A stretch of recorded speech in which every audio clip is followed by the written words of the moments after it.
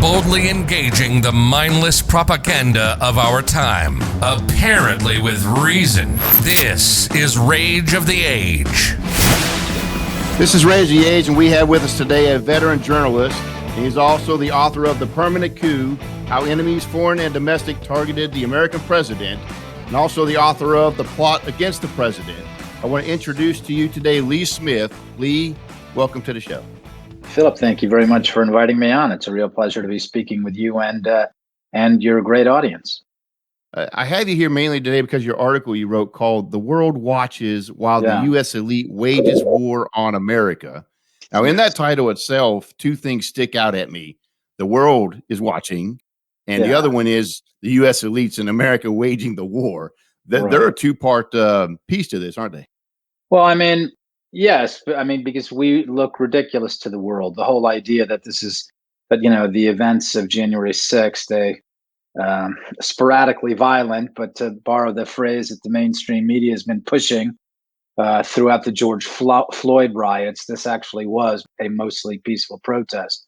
Hundreds of thousands of people there, and a small fraction of them caused some problems. I mean, my position has been those are Americans out there, and if they broke the law, then you charge them with whatever misdemeanors or felonies that they're alleged to have committed. The idea of trying to redefine them as domestic terrorists is absolutely obscene. It's not just unconstitutional, it's obscene. And so the other point is that how do our allies and how do our adversaries perceive what the people who are supposed to be leading and governing this country, how do they look at this? And so, in the article I go through how our allies would look at it and how our enemies look at it. Among the allies, you would have someone like Emmanuel Macron of France, and the French have been, the French have had their large populist protest movement, the Gilets jaunes. They've been going at this for, I believe, more than 2 years now. There's been going on for more than 2 years, and lots of people have been wounded, and unfortunately, tragically, I believe that nearly a dozen, maybe more, have been killed. So in that context, when Macron looks at what happened on January 6th, does he think that this is an insurrection? No. And they think the fact that that our political leadership, mostly on the left, but partly on the right as well, including people like Liz Cheney, describe this as an insurrection. It's absolutely absurd. And of course, they understand what's happening.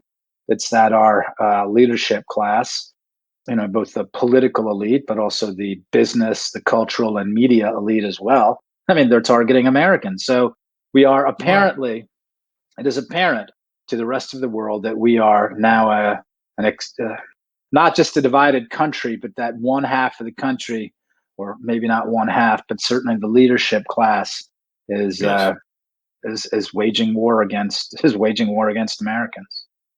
So first, looking at the foreign powers, both allies and enemies, if I can say that out loud, right? We won't admit enemies, but I think there's enemies. But for those who don't, I'm going to put in quotation marks, enemies. They look at this, and to see the word insurrection, they have to be like they must be thinking, I wish we had insurrections like that, because what we're dealing with is like on a whole different scale than what that insurrection was. Yes, you look, for instance, at what the People's Republic of China. I mean, these are people who have detention camps where they put their Uyghur minority, more than 10 million people, and they detain them in these horrific camps where there's things like forced sterilizations. I mean, it's just monstrous. So so when the Chinese look at how our leadership class is describing what's going on, I mean, it's quite clear that these are not serious people, right? When the Islamic Republic of Iran, who is most definitely an adversary, looks at what's going on, I mean, this is a regime that's frequently engaged in actual combat with its opposition. And so when they hear, again, our leadership class and our media describe this as an insurrection, what they hear is these are not very serious people, and we know what they're about. So yeah, Right. it's a dangerous moment. It's not just the pressures from within our Right. leadership class, going after us, frankly. But the fact Yeah. that dangerous foreign adversaries also perceive it as weakness is terrible. Well, that's just it. They don't look at it and just go, "Man, they're kind of dumb. That's not really an insurrection." They're thinking, "We have opportunities here," right? As you Yeah, mentioned in yeah, your article, you start off with the pointing out that on two separate days, the January 23rd, January 24th, the Chinese Air Force or Naval Air Force, whatever it was, yeah. about a Right. squadron plus on 2 days Hmm. broke into Taiwanese airspace, which is Yeah. kind of they always play these games, but that's Right. like an unprecedented move in the numbers. And of course, it's around the Yes. time that Biden's the new president. They're Hmm. obviously testing to see what he's going to do. Right. And the only reason I think they would do such a larger scale is because they're thinking Biden don't have enough pull in his country to do Yeah. anything. I mean, the Chinese historically they frequently do this. I mean, you may remember in April 2001 how the Chinese brought down an American plane uh, Hmm. on Hainan, and that was our big problem before 9/11. I mean, George W. Bush was very concerned about this, as was Secretary of Defense Donald Rumsfeld. So the Chinese frequently probe American leadership for seriousness. But I Yes. mean, again, George W. Bush didn't come to office saying, we're going to label the half of America that didn't vote for me domestic terrorist. And we're looking to Right. put lots of them in jail, and we're going to deplatform a whole bunch of them. We're going to see if we can kick a whole lot of them off of healthcare, make Right. sure that they have no access to legal representation, banking loans, and other such things. So, I mean, the people who have raised the risk level, it's not our Mm. foreign adversaries, it's the government of the United States. It's the Biden White House. Well, I remember back after the 9/11 attacks, Yeah. Bush came out right away and said, "We are not going to target Muslims in this country. We're not going to go after them, and they're going to be protected as citizens." He was Yeah. quick to point out, "We're not going to Right. use the apparatus of a government against people in this country for Yeah, political that's gain." very good. Very Right? good point. Very good point. Right. And that was Yeah, and that was and that and I that was absolutely 100% the right decision. Saying, I that's mean, right. we have people here who are on our armed services. We have people who serve the government. We have people who love this country. People who've been here for generations. And the idea that we're Mhm. going to turn the right, you're absolutely right. The apparatus of the U.S. government against Americans is obscene. That said, that said, unfortunately, the Bush Mm. administration, in the wake of 9/11, did actually, I mean, what we're living now, right? When the FBI and others are saying, yeah, we're going to use facial recognition software to Mhm. identify a whole bunch of the people who were at the January 6th protest. I mean, this started in the wake of 9/11. So even though that's what the Bush administration said, what George W. Bush's national security apparatus was up to was something else, where they actually were involved in spying on American citizens. And, we've seen this continue through. This is what the Trump administration, the Trump campaign in 2015 and 2016 were subjected to. So I don't mean to exculpate George W. Bush, but you're Right. absolutely right. The way to go in is to say, like, yeah, no, I mean, we're Americans and we're going to work this out and we're going to figure this out. This is not what the Biden administration has done. But it's what they're saying. Right? This Yeah. is we're trying to create a unity and to bring the nation Right. together, but then they do things like this. I mean, Yeah. he brings in 25,000 National Guard troops to defend an unattended inauguration. And there was times when Yeah. I was in Iraq, we could have used an extra battalion to get things done and wouldn't Yeah. be given so much as a single helicopter. And this guy in a Right. panic says, "I need 25,000 troops." Right. And that's supposed to spell out unity Yeah. over something that they call an insurrection.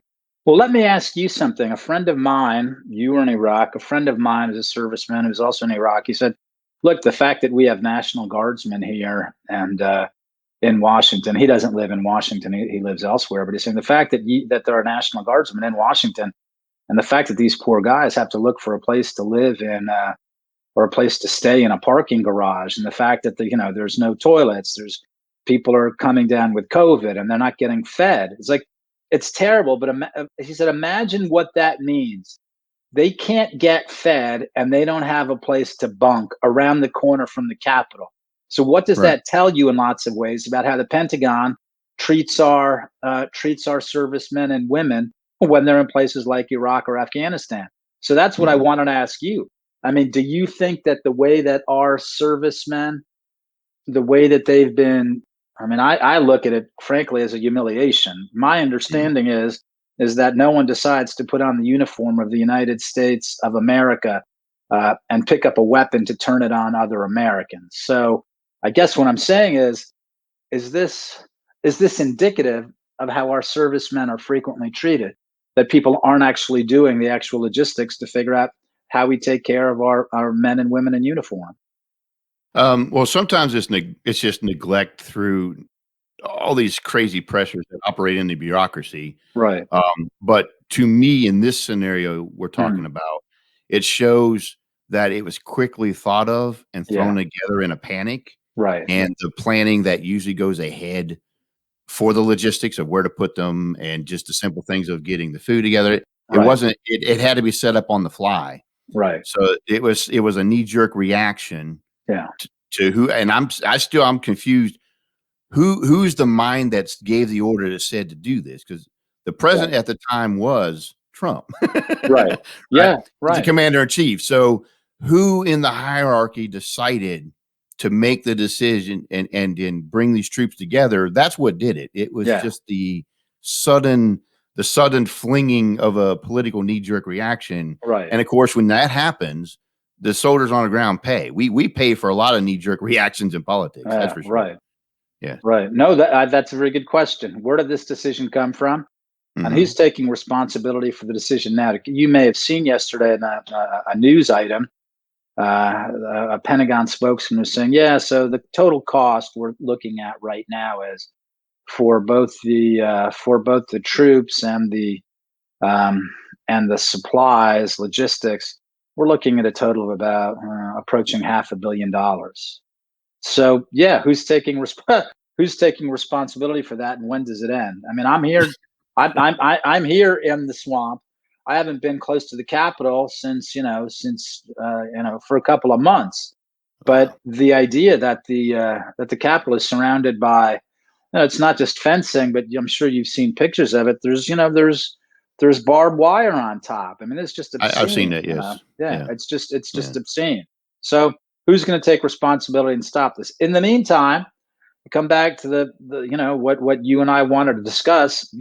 What does this show to the rest of the world? What does it show to Americans too? Exactly. Like, what does it show to Americans? Like, this is what we think about you, the place that you consider, which rightly is.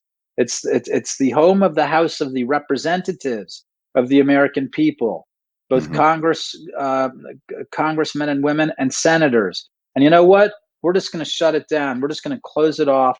So not only can't you come in and visit and see it and touch it and walk the halls as is your want to be able to see your representatives, but we're going to put up barbed wire and make this look like we're going to give it a real third world aesthetic. So how do you feel about that? We're going to make it look a little like Baghdad. We're going to make it look a little like Kabul. How do you feel about that, Americans? Here's what you deserve, because you're all domestic terrorists if you didn't vote for Joe Biden. Oh, exactly. Well, a third world aesthetic, that's a great way to put it, because I've been seeing some videos of the barbed wire still up. You still have National Guard troops on the streets, and the place looks deserted, probably because you probably haven't been to the Capitol because you don't want to be charged as a terrorist if they see you on the grounds or something. I mean, I don't know what it's like. I have a friend who works on the Hill. He comes in. He works in a Senate office, and he comes down on the train. And on one side you have enormous homeless population living in Union Station, and then you have the Capitol surrounded by barbed wire. And it's like this really is a third world aesthetic. This is terrible for the greatest country the greatest country and on earth ever. And this is what our government wants to show Americans. Here's what we think of you. You're listening to Rage of the Age. Rage of the Age. Politics, religion, economics, and history with a conservative bend.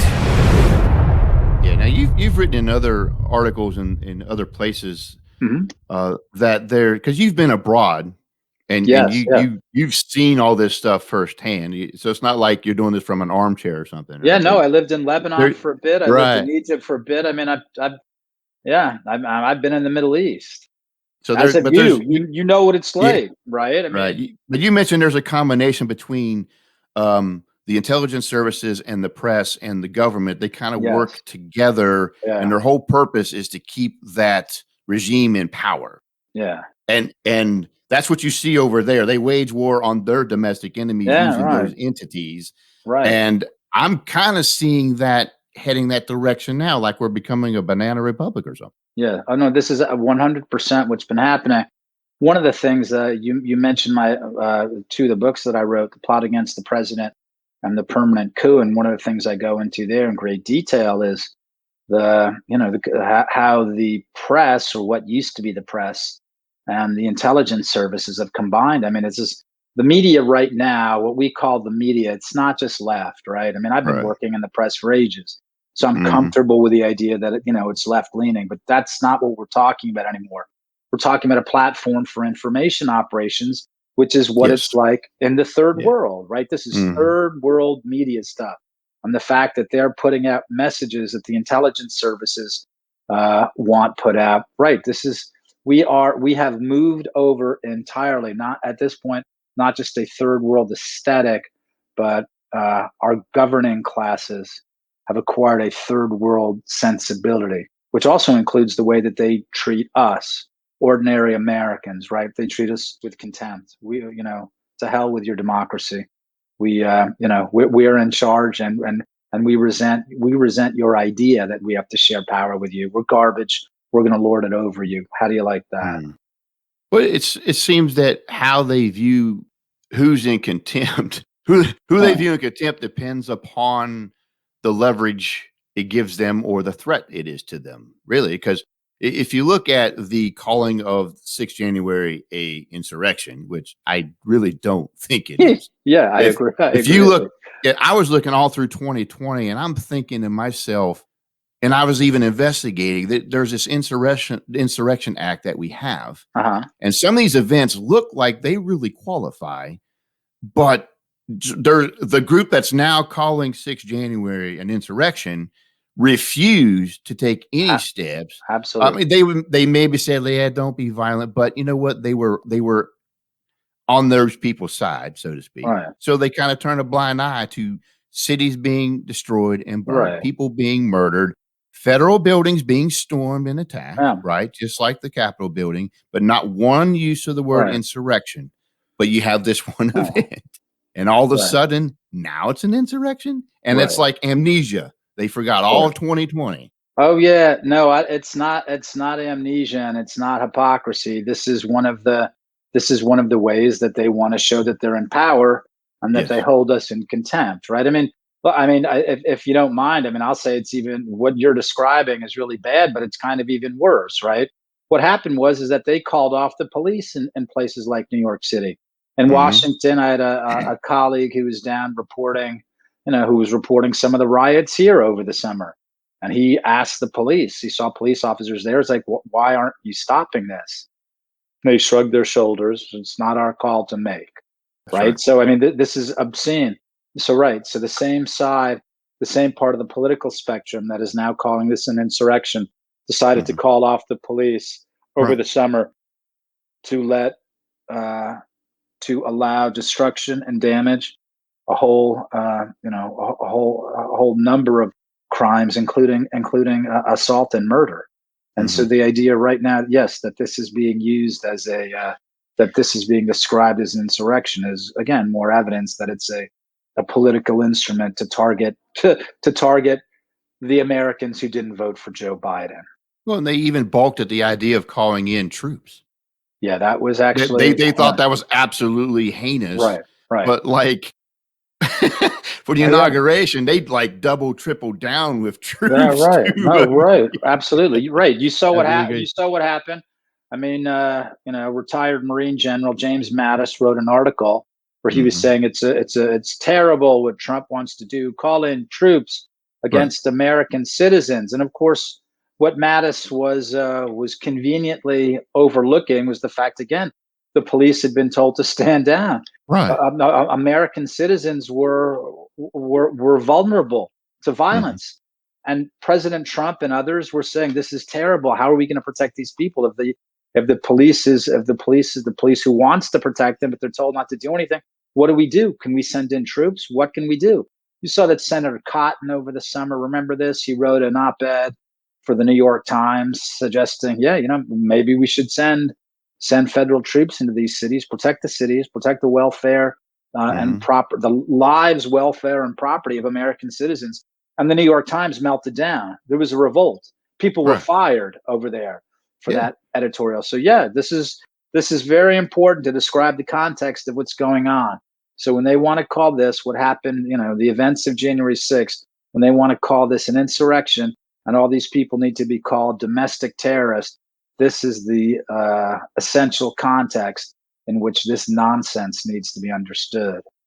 Absolutely. And when you mentioned the U.S. elite waging war on America, can you define that more? Who is this elite? Is it just the left, or is it a certain class of people? No, what's at stake? The main vehicle is the Democratic Party, right? I don't think about it in terms of right or left anymore, right? So let's go back to Donald Trump for a second, right? What did Donald Trump say? Donald Trump said, no, illegal immigration is bad. I have nothing, illegal immigration is bad because it jeopardizes American jobs. It undercuts American workers, and I want to help American workers. Now, the American working class, the American worker, typically this was one of the heroes and one of the interests of the American left for decades, if not more than a century.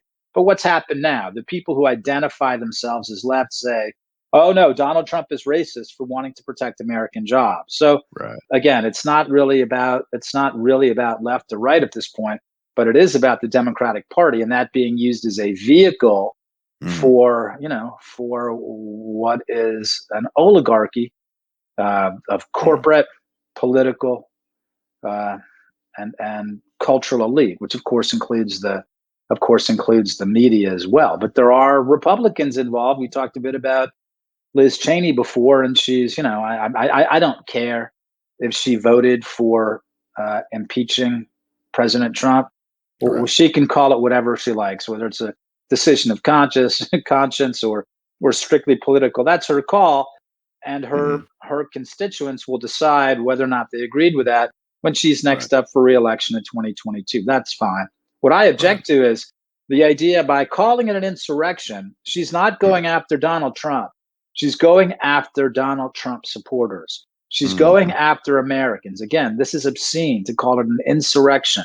There's a protest. The people who broke the law, if they broke the law, should be charged with crimes. We have, and they're answering now, so it's happening. Right. We have. Well, I mean, one of the problems is that there are different people. I don't know if you've seen these reports, but there are people who are being held without bail. So the way that they're being treated is just, again, it's just mind blowing. They're really being treated like terrorists. Right. So to come back to your initial point about whether it's Democrats or Republicans, yes, unfortunately there are Republicans who are participating. Most significantly, though, while the Republican Party has spent so much time defending Liz Cheney, you have to wonder, why aren't Republican Party officials, why aren't they out there defending Americans, saying this is scandalous? They're calling these people, they're calling good red-blooded Americans, domestic terrorists. Again, if they broke the law, they should be charged with crimes.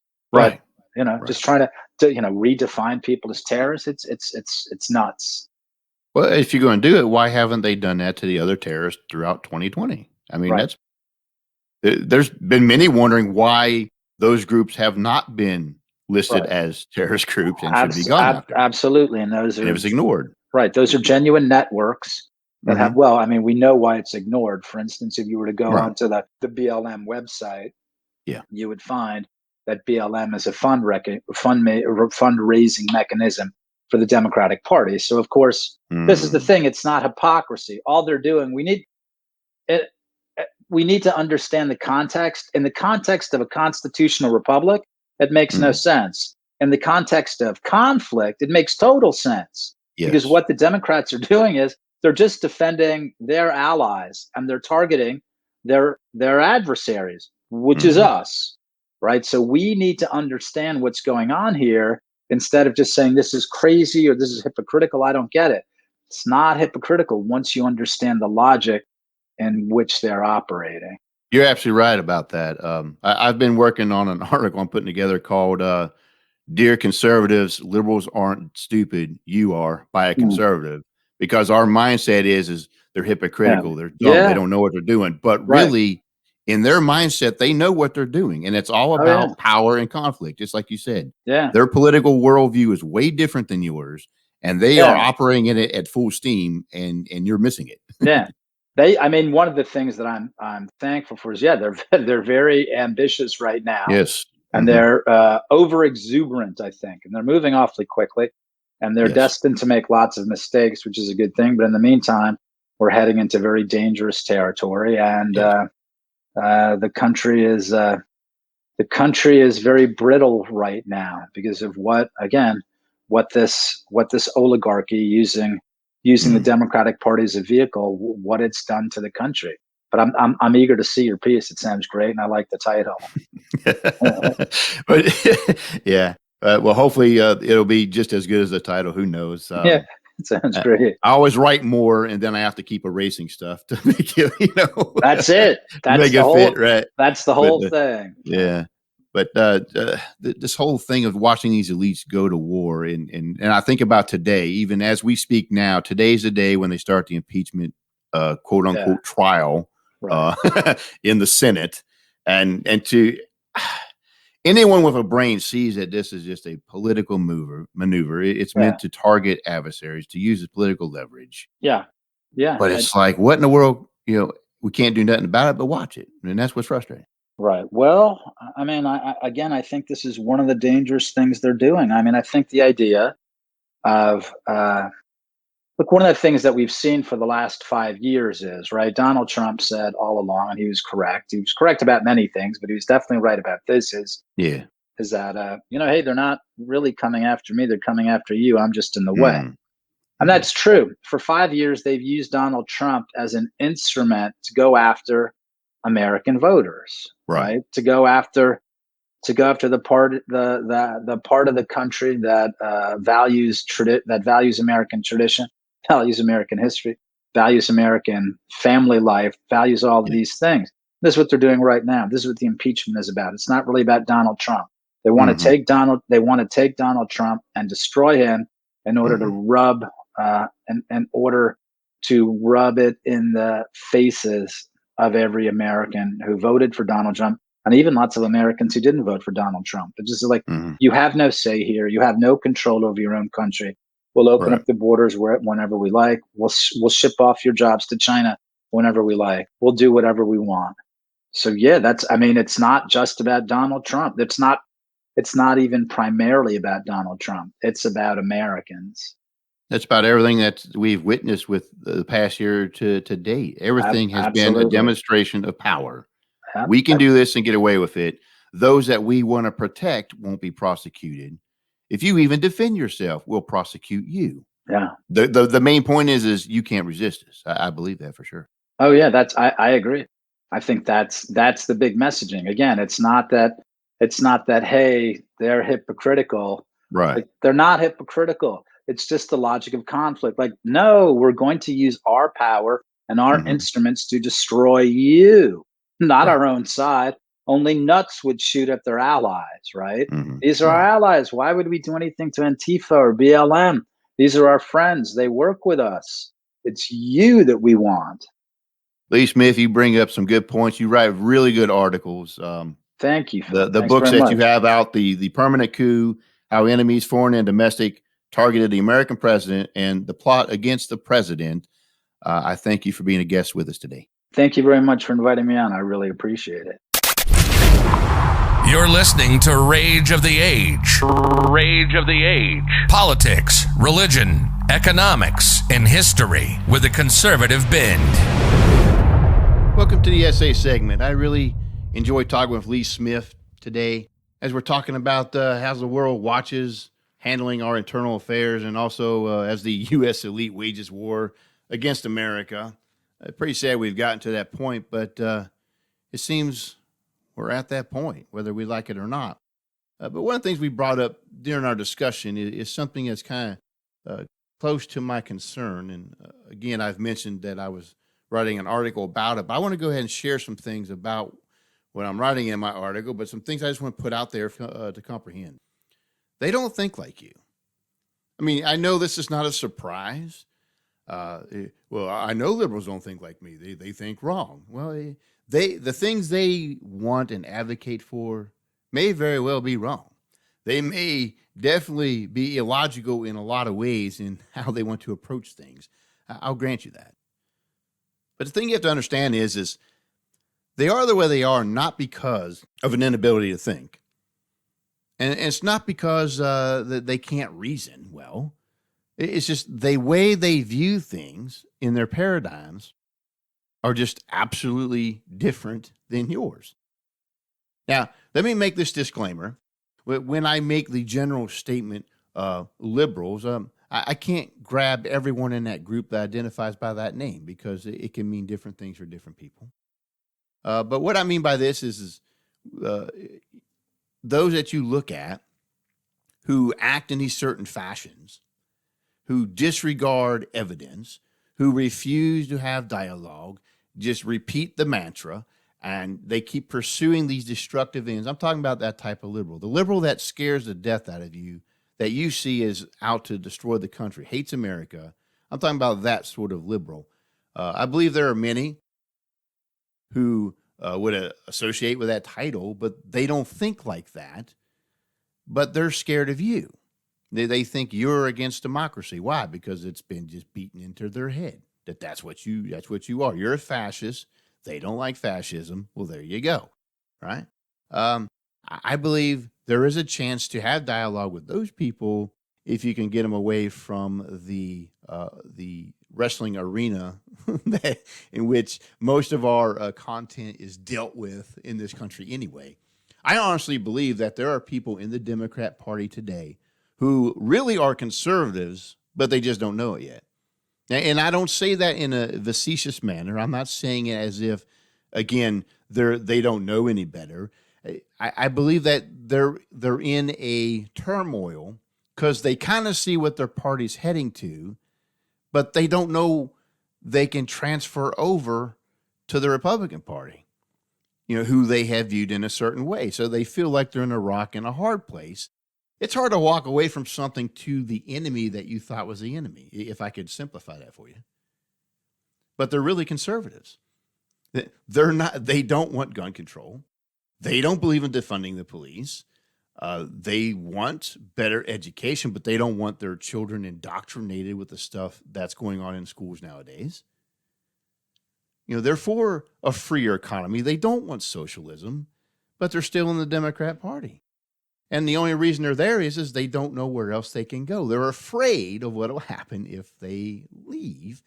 And I don't hate them. I'm not against them. They're not my enemy. I believe, though, that they're really conservatives, and they don't want to admit it yet. They don't know that that's the case. However, I have seen in the past year, both personally around me and especially on social media, that there are people of good standing who have been Democrats all their life that have just come to realize I can no longer associate with that party because of what they become. They no longer represent what I truly believe. And so when I mention what I'm about to mention, talking about liberals in a generalized sense, I don't include that group. I'm going to talk about the group, though, that is driving the train of the Democrat Party, though. I'm definitely going to use what I'm about to say to label them. I have no sympathy for this group I'm about to talk about because of the sinister nature in which they operate. They hate America. They don't care if they destroy America. And they're not concerned about a republic, a democracy, or whatever, because they have a quote unquote better version of America that they're going to unleash on you, whether you like it or not. I just want to highlight mainly three different perspectives that you need to comprehend as a conservative when dealing with these type of people. Having already said, they don't think like you. So how do they think?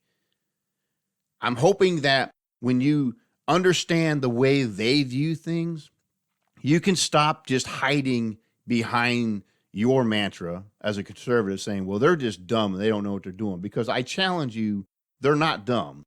They know what they're doing. In fact, they know what they're doing more than probably you know what you're doing. And to me, that frustrates me when I see conservatives clueless as to how to even handle the opposition. And to start with, it's because we don't truly understand what they're doing. We just assume that they don't know what they're doing, but they do know what they're doing. So let me go ahead and start with the point number one. They view you as the enemy. Now, I know I'm not talking hyperbole. I'm talking literally. I'm not talking, as a manner of speech. I mean, literally. They see you absolutely as the enemy. You're not a political opponent. You are literally the enemy. You are an enemy that they want to stamp out of existence. Now, you may not view them as the enemy yet, but that doesn't matter. That's how they view you. They do what they do, and the craziness you see them doing, and you're like, what are you doing? The reason, number one, that they do it is to come after you. You are the enemy. They're not concerned about morality. They're not concerned about the Constitution. They're not concerned about right or wrong. They're not even concerned if it's legal or illegal. They're not even concerned if they should or shouldn't. All they know is if I have an advantage against my enemy, I'm going to use it. They see you as the enemy. Whether you want to see them as an enemy or not is irrelevant. That's how they see you. Point number two, their whole mindset is driven by social conflict theory. They view things in the realm of conflict and powers struggling to get their way and to accomplish their will, sort of thing. And in their view, of course, they're trying to leverage the conflict against you, their enemy, that they see you as the enemy. So they see you as that thing they must conflict to get what they want. That's what drives them. They're not driven. I mean, regardless of the rhetoric they use, they don't care about equality. They don't care about better jobs. They don't care about immigrants crossing the border. They can care less if the public school teaches your child to read or write. They don't care if you get health care. They really can care less if you get a free college education because they're just going to brainwash your children to think what they want them to think anyway. What they do care about, though, is the conflict. Whatever they see they can use as a leverage against you, their enemy, they are going to use it. They might not even like what they're advocating, but if they think it will get rid of you, then they are going to do it. Everything is in this idea of a conflict. And to them, in a conflict, there's really no rules. There's only one rule: winning. Actually, I should say this. There's one goal: winning. Because to them, the stakes are high.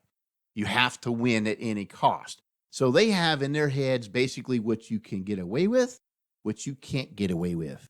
And if it's something they believe they can get away with, they are going to do it, and they're not going to be troubled by any moral decision come the next day. The third point I want to bring up to you is they are not even concerned about destruction. Now, this one is going to really throw you through a loop because usually the response is to certain actions that we see is, what are you doing? Don't you know that's going to drive up the crime rate? What are you doing? Don't you know that's going to ruin the economy? What are you doing? That's going to totally ruin our military, and we're not going to be effective anymore with our military projection power. Those are examples of many. But again, they don't care. They really don't care. They see all those things as vestiges of the old ways, the old America, the America they hate with all the fiber of their being. And they hate you because you still like it. They want it destroyed. Now, this is the part maybe you really haven't thought through. If they ruin the economy, they're not concerned. I know you're thinking, well, who wants to ruin the economy? It's not because they see a better vision for the economy that to do what they do. They want to tank it. They want it to have trouble. They want it to where you as the individual have an inability to fend for yourself. Because if the economy's bad and you can't fend for yourself, where does everybody run to? I'll give a couple seconds as you ponder that. You know the answer. We all know the answer. To the government. To the government. We need this. We need that. And they can give it. And of course, the government, when it gives you something, it doesn't do it as an act of benevolence. Oh, it wants something in return. You know that, right? They are willing to tank an economy because who are they going to offer as the big arbitrator to offer the solutions to the troubles that they themselves caused? Well, of course, the government. The left loves big government because that's their tool to force their vision of their new America, their new world order on you. And if you have the inability to earn your own way and have to depend on the government, oh, so much the easier, isn't it? Oh, you don't want to support our policies. I guess you can't get your food stamps. Oh, you won't let us teach your child in public school. I guess you can't get your check for the week. Oh, you still want to attend church. Yeah, I'm sorry. We don't approve of that. We're going to have to evict you out of your house because, the government gave it to you. See, if they control what you have, then that means they can turn it off. And it's not like it's a new idea. That's been around for a very long time. It's still practiced today in places around the world. You don't play ball, you don't get to be on the court. You don't even get a ball, right? They'll take it from you. And it's known, if you don't toe the line, you won't get basic necessities. That's why they're not concerned if they tank your economy. For many of them, they kind of hope they do, because that means the government will be the one who's the savior, and you're beholden to them, which means they can now start dictating terms the way they truly want to. Maybe you haven't thought about that before. They can care less. For example, if the crime rate skyrockets and the police forces are ineffective. Why? Because they still view it as part of the old regime. They don't like the police department because it upholds the constitutional laws. It upholds the laws of the states and the local governments. It upholds your rule as the people, which you're in the way. And police officers are kind of sympathetic to that type of idea, right? So if they defund the police and crime skyrockets, they don't care. They see the police force as something that can be used against them, and they're not going to support it. They want the police out of the way. They want the police out of the way so they can do what they want to do, right? Because the police has to enforce the law both ways, right? No. They want a one-side application, right? Absolutely one-sided application. And if crime rates go up, again, people are going to cry for safety. Now, of course, the natural result is if everybody has their own gun, we can defend ourselves. That's why they want to take your guns.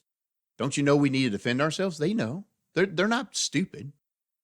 When you tell them things like, criminals have guns, honest people don't, they know. They're not worried about the criminals. They're worried about you. They're worried about honest people who will fight their government. They take away your guns. You can't defend yourselves. Let the criminals have the guns as far as they're concerned, because we're going to defund the police. We're not going to let the police do their job. That means, crime runs amok. Eventually, you're going to want protection. Well, guess who's going to come? It's a big racket. Who's going to come in and say, we're going to fix the crime problem? You know, the one they started. Well, again, when the government offers something, it comes at a price. They don't care if they ruin the military insufficiency because they see it as a counter-revolutionary force. They see it as a place where conservatives exist, and they actually fear the military.